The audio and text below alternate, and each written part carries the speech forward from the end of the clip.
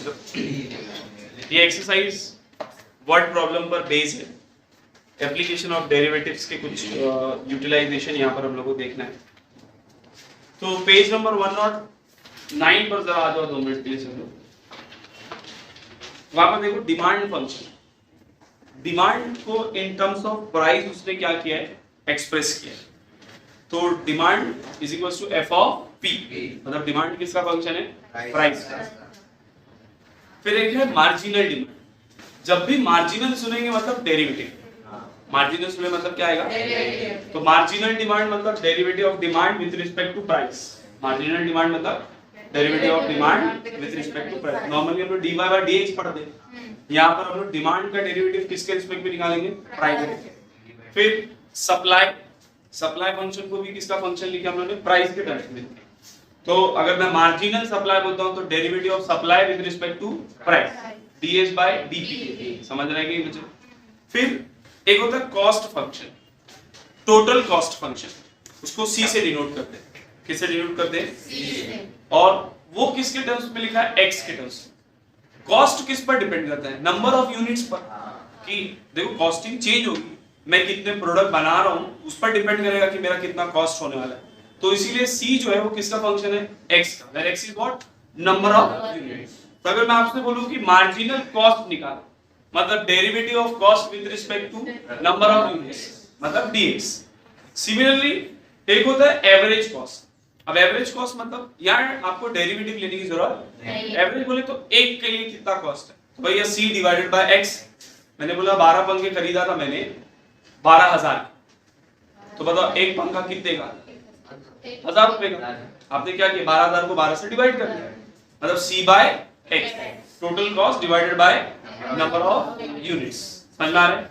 Average सुनेंगे तो सिर्फ डिवाइड करेंगे, मार्जिनल सुनेंगे तो क्या लेंगे। जैसे अगर मैं बोल देता कि मेरे को निकालना है एवरेज डिमांड, जैसे वहां पर देखो उसने निकाला है टोटल रेवेन्यू। रेवेन्यू क्या होगा बच्चों, इनकम, मतलब प्राइस इनटू डिमांड। कितने का डिमांड था और मल्टीप्लाई बाय उसका प्राइस, इसी को मैं क्या बोलूंगा, रेवेन्यू। तो रेवेन्यू क्या, प्राइस इनटू डिमांड। अब मैं अगर आपको बोलूं कि भैया मुझे निकालना है मार्जिनल रेवेन्यू, क्या निकालना है बच्चों, marginal revenue, marginal sorry average revenue, क्या निकालना है, कैसे निकालेंगे, सिंपल, प्राइस जो है वही एवरेज रेवेन्यू। अरे हम लोगों ने रेवेन्यू क्या पढ़े, प्राइस इनटू डिमांड। तो एवरेज रेवेन्यू निकालना है तो क्या करना पड़ेगा sir, price into demand upon demand है ना। डिमांड से डिमांड क्या हो जाएगा, तो क्या बचा, price, price for single use, price for single. अरे समझा कि नहीं? अच्छा, क्वेश्चन में हम लोग को देखो एक चीज और बताया, प्रॉफिट। क्या बच्चों, प्रॉफिट क्या होगा, रेवेन्यू माइनस कॉस्ट। प्रॉफिट क्या होगा, मेरे को कितना मिला, मैंने कितना लगाया था, दोनों को माइनस करो मुझे क्या मिल जाएगा, प्रॉफिट। तो प्रॉफिट जो है वो क्या है, r माइनस c, इसको याद रखिए। फिर क्या बोला है, ये दोनों ने मेरे ख्याल से कॉमर्स के किसी एक सब्जेक्ट में पढ़े भी, इलास्टिसिटी ऑफ डिमांड, इको में। क्या बोला, with this knowledge we are now in position to discuss the price elasticity of demand, which is usually referred as the elasticity of demand denoted by eta। उसको क्या बोलते हैं बच्चों, जो sign है उसको eta बोलते हैं। n नहीं है, थोड़ा सा eta ऐसा, eta, ठीक है। क्या बोल रहा है, तो इलास्टिसिटी ऑफ डिमांड का एक फॉर्मूला दिया है, minus p upon d into dd by dt। ये किसका फॉर्मूला है बच्चों, इलास्टिसिटी ऑफ डिमांड। और नीचे हम लोग को कुछ केसेस एक्सप्लेन किया है। बोल रहा है कि अगर derivative of demand with respect to price आप निकालते हैं और उसका आंसर क्या आता है, 0 से कम आता है, 0 से कम आता है, मतलब डिक्रीजिंग फंक्शन है। हम लोग इंक्रीजिंग डिक्रीजिंग पढ़ चुके, मतलब वो क्या है, डिक्रीजिंग फंक्शन है। Also price and demand are always positive, तो उस केस में प्राइस और डिमांड क्या होंगे, पॉजिटिव होंगे। तो इलास्टिसिटी ऑफ डिमांड जो है, ईटा जो है वो 0 से क्या आएगा, बड़ा है, वो 0 से क्या आएगा बच्चों। और अगर ईटा 0 है, अगर ईटा कितना है, it mean demand is constant. इसका मतलब डिमांड क्या है, कांस्टेंट, मतलब प्राइस से उसका लेना देना, डिमांड उतना ही रहेगा, प्राइस कम हो या ज्यादा। फिर एक केस दिया है 0 से 1 के बीच में, ईटा की वैल्यू 0 से 1 के बीच में। इसका मतलब क्या है? Demand is relatively inelastic. अब ये तुम लोग इकोनॉमिक्स में पढ़े, इलास्टिक क्या होता है, इनइलास्टिक क्या होता है। तो देखो उसने केस दिया है, अगर डिमांड ईटा की वैल्यू 1 है मतलब प्राइस और डिमांड क्या है? डायरेक्टली प्रोपोर्शनल है। कैसे? मतलब जैसे जैसे प्राइस बढ़ेगा वैसे वैसे डिमांड बढ़ेगा, जैसे जैसे प्राइस कम होगा वैसे वैसे डिमांड कम। ठीक है। और अगर ईटा की वैल्यू 1 से बड़ी है, इलास्टिसिटी ऑफ डिमांड की वैल्यू अगर 1 से बड़ी है तो हम लोग क्या बोलते हैं? Relatively elastic.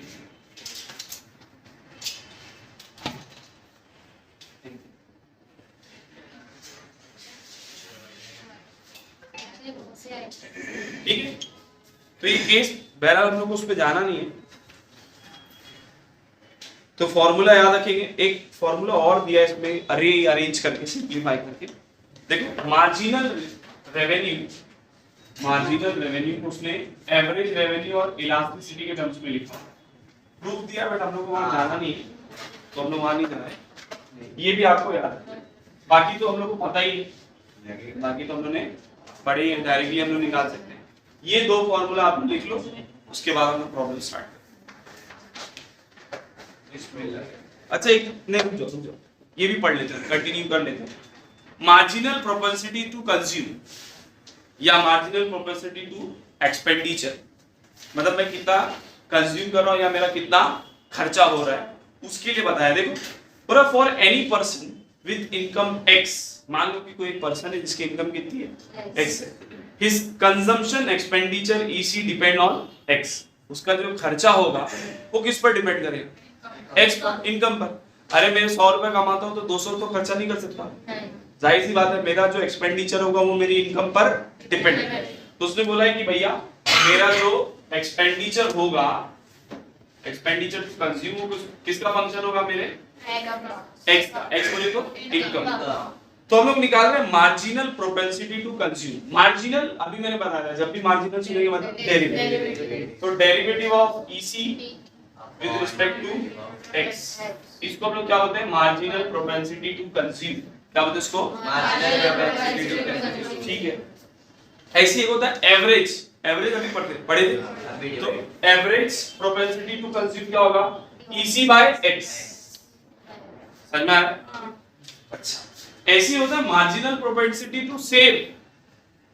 सेविंग्स भी तो करता है ना इंसान, तो उसको एमपीएस, इसको क्या बोलते हैं हम लोग?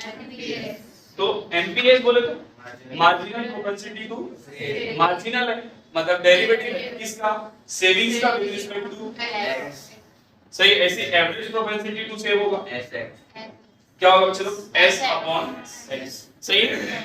अच्छा एक बात बताओ, मेरी जो इनकम होगी वो मेरा एक्सपेंडिचर प्लस मेरी सेविंग्स होगी। खर्चा plus saving is equals to income. मतलब मैं बोल सकता हूं कि x जो है वो इनकम एक्सपेंडिचर प्लस सेविंग। सही है। अगर मैं पूरे को x से डिवाइड कर दूं तो x upon x, EC upon x, s upon x upon x कितना हो गया? तो EC अपॉन x और ये क्या हो गया? s upon x। EC upon x को क्या बोलते हैं? एवरेज प्रोपेंसिटी टू कंज्यूम, और इसको क्या बोलते हैं? Average propensity to save. ये वन है, हाँ या ना बच्चा? अच्छा अगर मैं इसका डेरिवेटिव ले लूं, ये वाली इक्वेशन का x से ही डेरिवेटिव लगा लूं तो dx अपॉन x कितना आ जाएगा? अरे डेरिवेटिव x कितना आता है? ये क्या हो जाएगा? dEC अपॉन dx, और ये क्या हो जाएगा? ds upon dx। ये dEC अपॉन dx को लोग क्या बोलते हैं? मार्जिनल प्रोपेंसिटी टू कंज्यूम, और ये मार्जिनल प्रोपेंसिटी टू, ये भी आंसर कितना है? समझा? ये भी एक रिलेशन है। ये average propensity to consume plus average propensity to save, इसका आंसर कितना आएगा? 1। Marginal propensity for consume plus marginal propensity for save, इसका भी आंसर कितना आएगा? समझ में आया? लिख लो फिर problem start. Cameraman, last exercise application of derivatives की, थोड़ा ध्यान से देखेंगे सब लोग।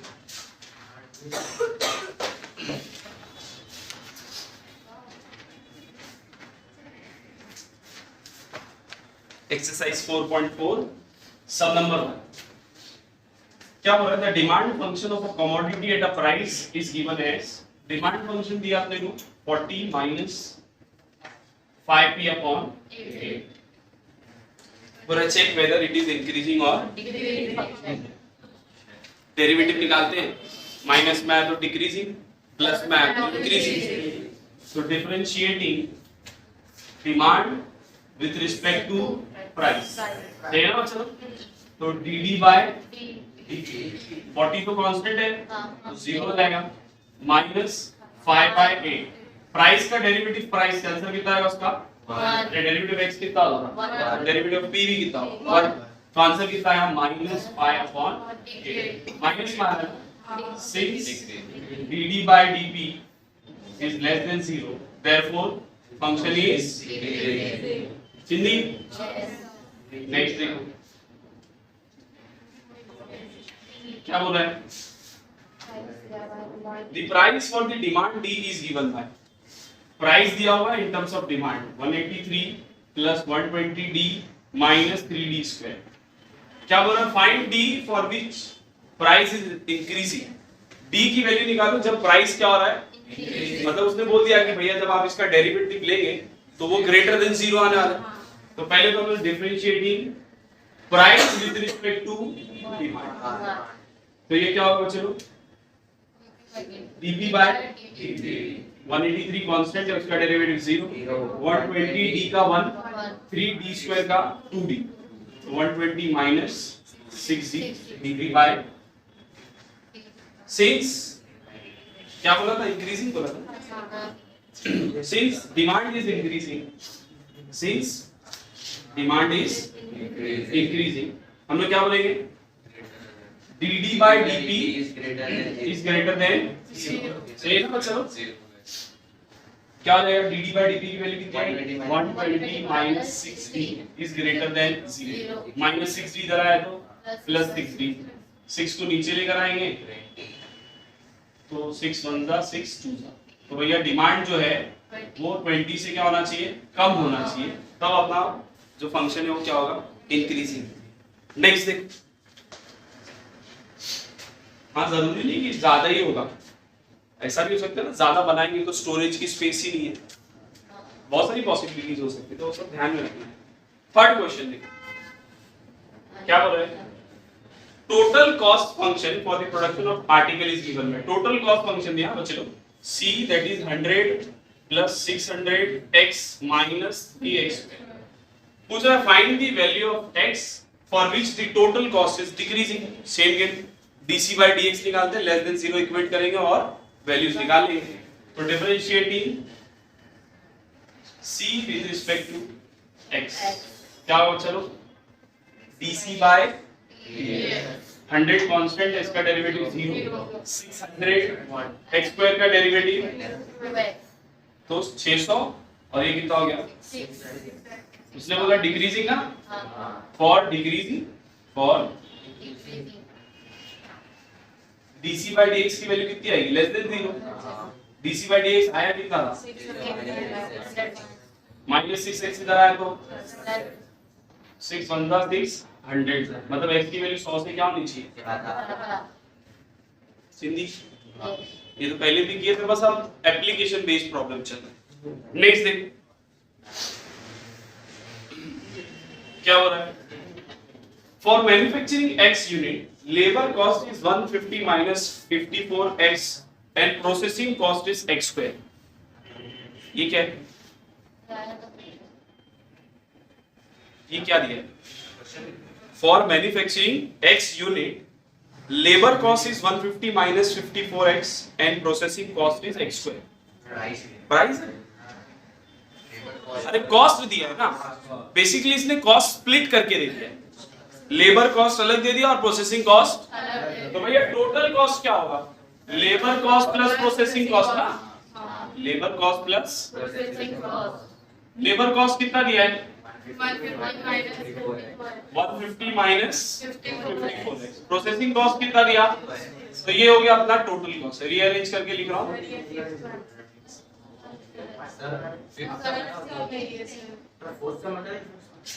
मैं दूसरा देख रहा था क्या? अच्छा पहले बाद में करते इसको, सॉरी ये पांचवा सम, ठीक है। क्या बोल रहा है? Price of each unit is एक यूनिट का प्राइस दिया, कितना दे दिया 1080 माइनस 4x। बोला find the value of x for which total cost is decreasing. पहला केस किसके लिए बोल रहा है, टोटल कॉस्ट इज डिक्रीजिंग, फिर दूसरा बोल रहा है रेवेन्यू इज इंक्रीजिंग। तो भैया टोटल कॉस्ट अपने पास है, हम लोग को क्या बोल रहा है डिक्रीजिंग, तो डेरिवेटिव लेना पड़ेगा। तो निकालते हैं dc बाय x स्क्वायर का 2x और ये -54। इंक्रीजिंग बोला कि डिक्रीजिंग बोला, cost is decreasing, total cost is decreasing. तो क्या होगा चलो सर dc बाय dx की वैल्यू लेस देन 0 आई, और dc बाय dx आया कितना है 2x minus 54 less than 0, minus 54 इधर आया तो प्लस 54, तो 2 1 227, तो x की वैल्यू 27 से क्या होनी चाहिए कम, तो टोटल कॉस्ट क्या होगा डिक्रीजिंग। फिर बोला revenue is increasing, revenue is revenue क्या था प्राइस इनटू डिमांड, अरे रेवेन्यू क्या था demand.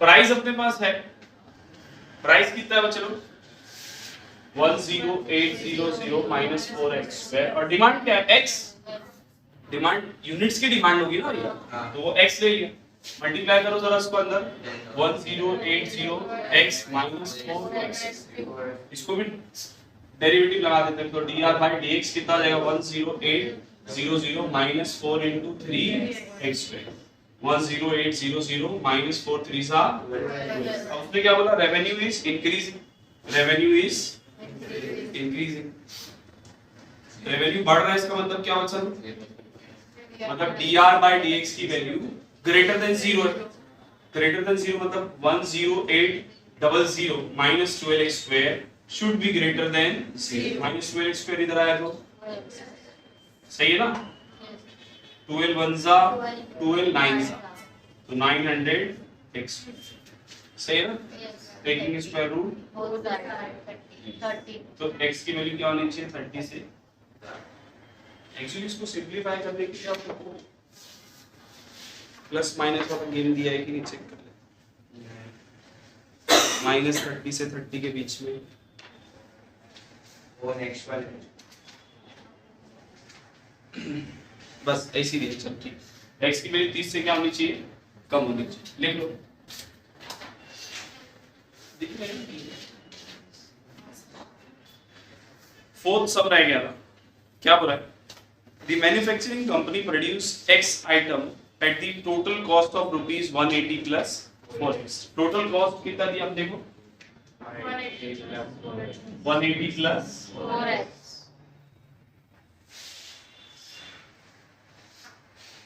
the demand function for this product is, demand function दिया है 240 माइनस x, फिर क्या हो रहा है फाइंड x, पहला तो क्या निकालने हो रहा है x कब, जब रेवेन्यू इंक्रीजिंग है और प्रॉफिट क्या है इंक्रीजिंग है, दोनों सेम पिछले वाला ही क्वेश्चन है। तो पहले तो रेवेन्यू क्या होगा चलो सर, रेवेन्यू जो होगा वो प्राइस इनटू डिमांड, प्राइस कितना है 240 माइनस x, डिमांड कितना है x, तो रेवेन्यू कितना आ जाएगा 240x minus x, differentiating revenue with respect to x क्या होगा dr by dx, that is 240 minus 2x, increasing बोल रहा है ना, तो dr by dx क्या है ग्रेटर देन 0, इंक्रीजिंग बोला है, तो 240 minus 2x is greater than 0, तो 240 क्या हो जाएगा माइनस 2x इधर आ तो प्लस 2x, 2 1 2, तो 120 से जब वैल्यूज कम होगी x की तो रेवेन्यू क्या होगा इंक्रीजिंग। दूसरा क्या बोल रहा है प्रॉफिट कैसे निकालेंगे बोलो, रेवेन्यू माइनस कॉस्ट, रेवेन्यू अपने पास कितना आया 240x माइनस x स्क्वायर, और कॉस्ट कितना है 180 प्लस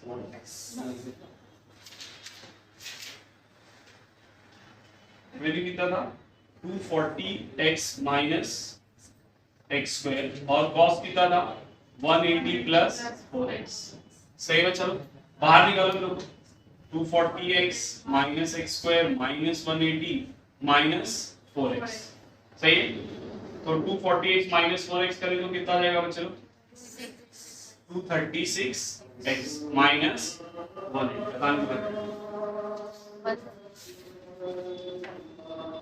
240 माइनस 4 कितना होगा प्लस 236 और ये माइनस 180 ये अपने को क्या मिल गया प्राइस उसने क्या पूछा था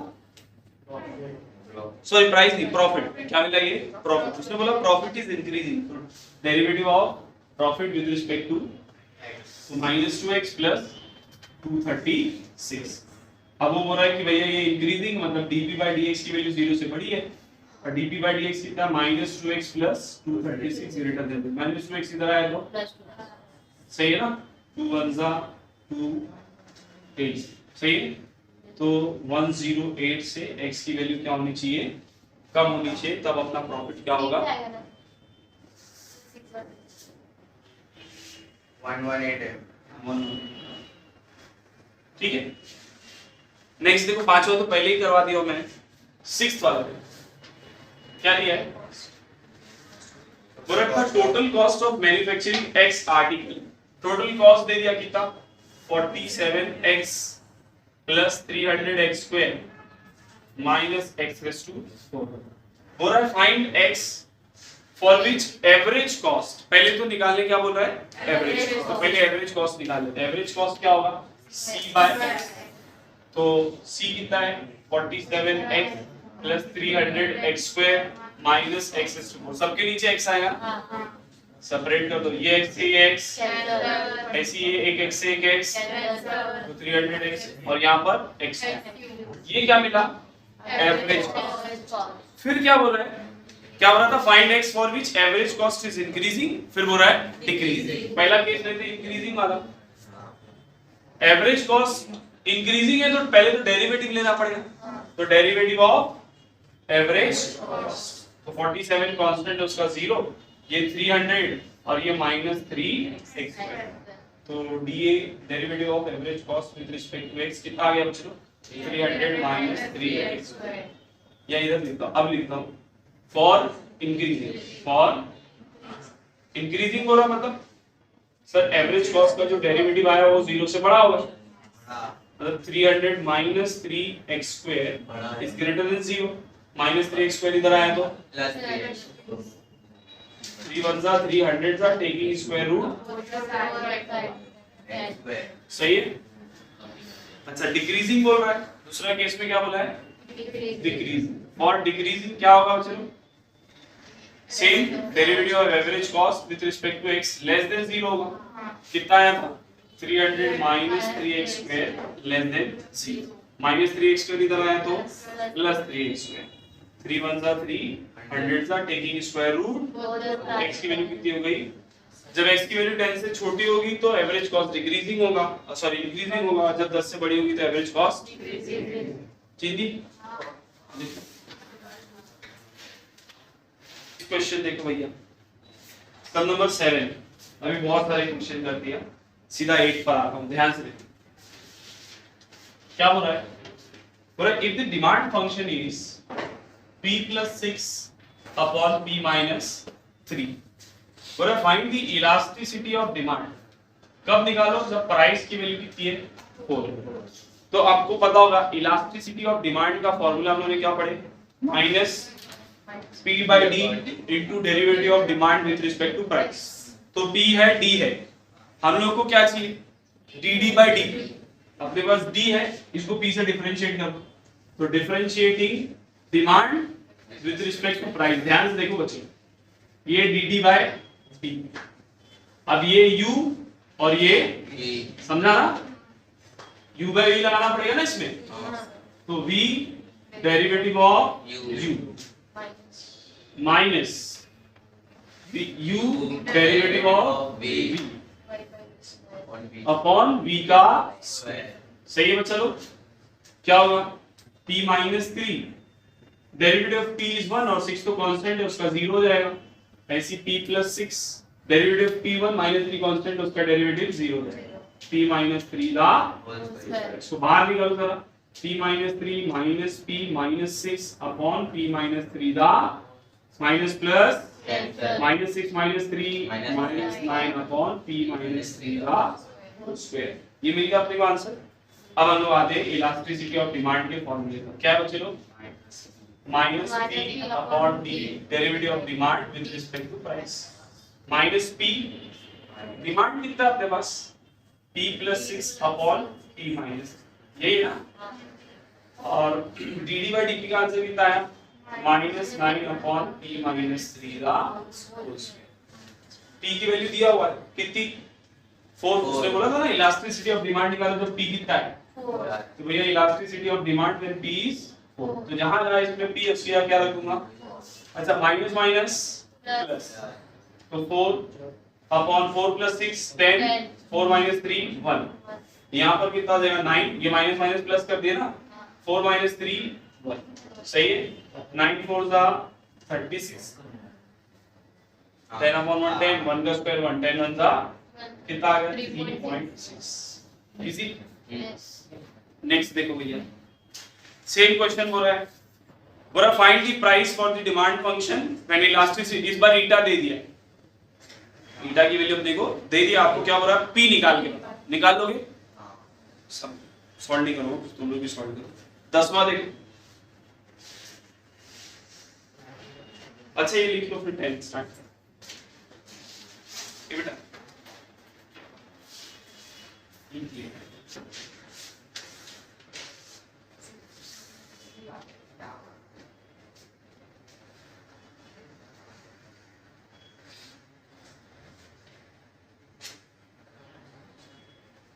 चलो 11 देखो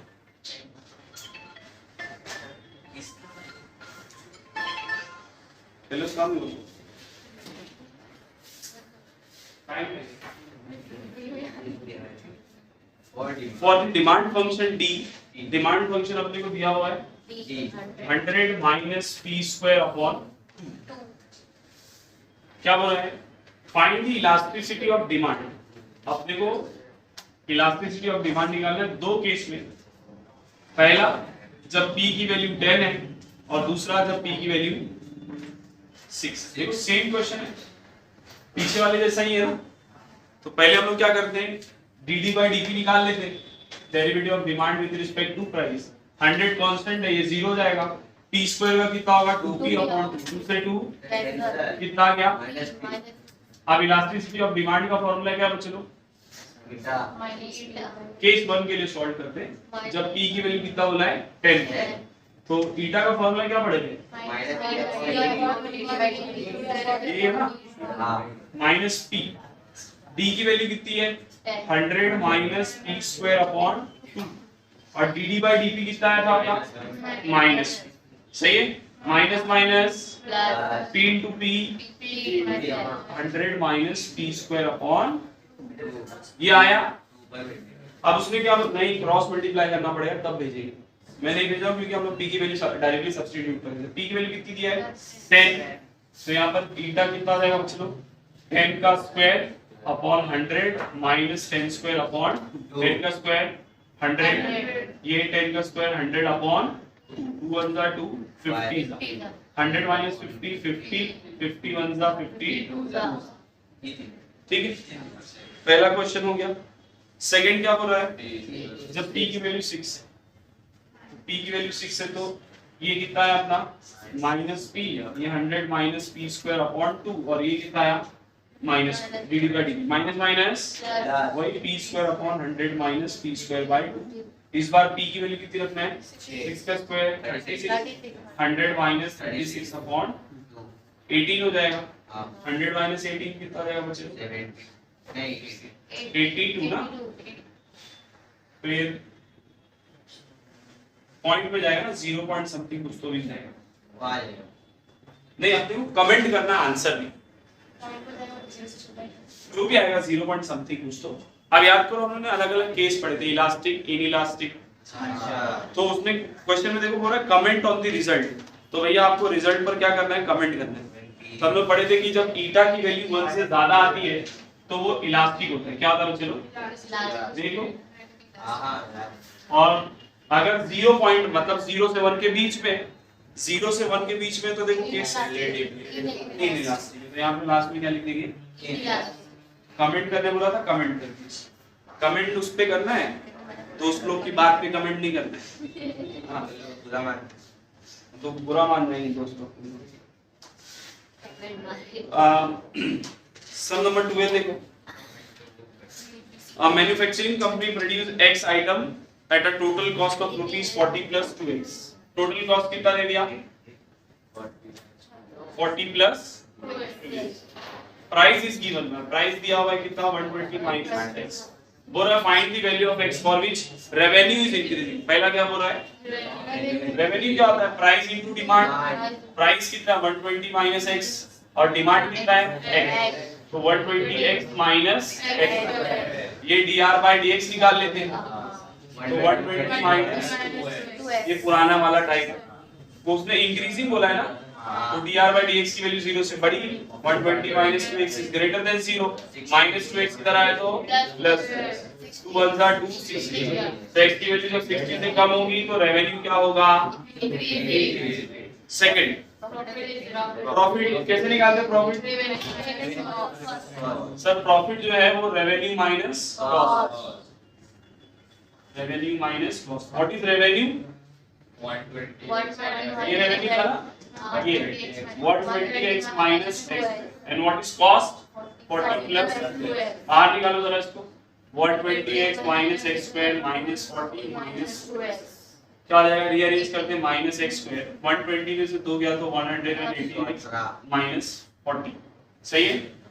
dt बाय dx क्या हो जाएगा? Minus 2x plus 180। क्या बोला था? Decreasing profit is increasing. Profit is increasing. Same game क्या होगा बच्चा लोग? dp बाय dx की वैल्यू 0 से बड़ी, तो माइनस 2x प्लस 180 0 से बड़ा, माइनस 2x इधर आया तो प्लस 2x 2 1 जा 5 तो x की वैल्यू 59 से क्या होनी चाहिए? कम होनी चाहिए। लेस देना ना। तीसरा also find elasticity of demand for price 80। बोला ईटा निकालो जब प्राइस कितना है? 80। और ईटा के लिए dd by d। ठीक है, देखो यहाँ पर हम लोग यहाँ से x की वैल्यू p के टर्म्स में निकाल सकते हैं ना। माइनस x को इधर ले लो, p को इधर ले लो, तो x कितना आ जाएगा? 120 माइनस p। तो यहाँ पर मैं x की जगह क्या रखूंगा? 120 माइनस p और dx by dp कितना है आपका? Minus minus minus plus 120। p की वैल्यू कितनी है? 80। 120 माइनस 80 40 40 1 जा 40। सर इसमें वाला फॉर्मूला है ये मार्जिनल भैया तेरे पास मार्जिनल रेवेन्यू है? है ना सर वो dr by dx 120 minus 2x। अरे यहाँ पर हम लोग को फिर उसके लिए रेवेन्यू निकालना पड़ेगा। क्या था फॉर्मूला? देखो, marginal revenue into average revenue into 1 minus 1 of price into 1 वो भी है प्राइस। पहले प्राइस नहीं है, मार्जिनल रेवेन्यू का फॉर्मूला जो था RA इनटू 1 माइनस 1 अपॉन ईटा था ना। तो इधर ये p क्या है? p प्राइस है। सर तो प्राइस ये है ना 80। तो वही तो, तभी तो ये उसमें उस फॉर्मूले में p सब्स्टिट्यूट कर सकता है। हां सर प्राइस कैसे रखें? सर अपने को ये करना है elasticity of demand। हाँ। हां वो नीचे है ईटा खाली खाली 1 minus 1 वो करके कौन से फॉर्मूले में चल रहा अरे है? तो भाई मार्जिन 13वें तक के नीचे दिखाओ। कौन सा से लाइट से मामला देगा सर। सब सब नीचे का देखो। अच्छा, वो रीअरेंज करके जो बनाया है। बट हम लोग ये वाला भी यूज किए थे पीछे हर जगह। मैं इसीलिए इसी फॉर्मेट में लिखा है। चलिए ऐसे भी बस हाँ आ जाएगा। वो रीअरेंज करके बनाया, कर सकते हैं।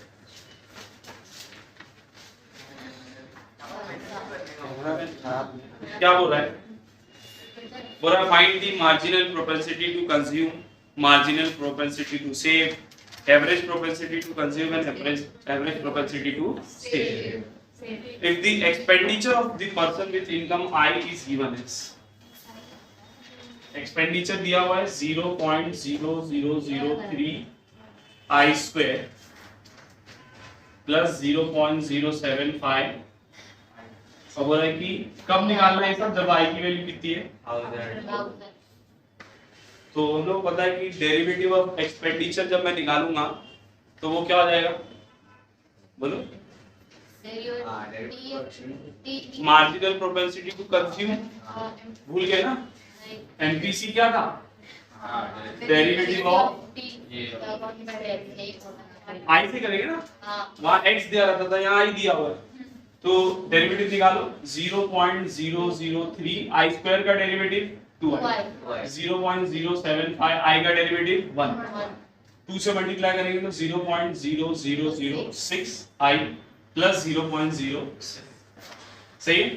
अच्छा उसने कितना बोला i की वैल्यू 1000, तो यहाँ अगर मैं 1000 रख दूं 0.006 into 1000 प्लस 0.075, तो 0.6 plus 0.075 that is 0.675, ये क्या मिल गया, मार्जिनल प्रोपेंसिटी टू कंज्यूम। हम लोग ने पढ़े थे marginal propensity to consume plus marginal propensity to save कितना होता है 1, तो सर MPC प्लस MPS ये कितना होगा, तो MPS कितना हो गया 1 माइनस MPC है ना, 1 माइनस 0.675 कितना आ जाएगा 0.325, सही है। फिर हम लोग को क्या बोल रहा है, एवरेज भी निकालना है ना, कैसे निकालेंगे sir, average propensity to consume क्या होता है EC अपॉन I, सही ना, मतलब 0.0003 I square upon I, separate कर दे रहा हूँ 0.075 I अपॉन I से I, एक I से एक I, 0.0003 I की वैल्यू कितनी है बच्चा, 1000, सही है ना, और 0.075 1000 से मल्टीप्लाई करेंगे तो 0.3 प्लस 0.075 दैट इज 0.375, फिर वही APS प्लस APC कितना होता है 1, तो सर APC कितना हो जाएगा 1 माइनस APS, सॉरी APS कितना हो जाएगा 1 minus APC 1 minus 0.375 that is 0.625, अरे समझा कि सीधी है ना, 4 मार्क का सही, इजी है ना, लिख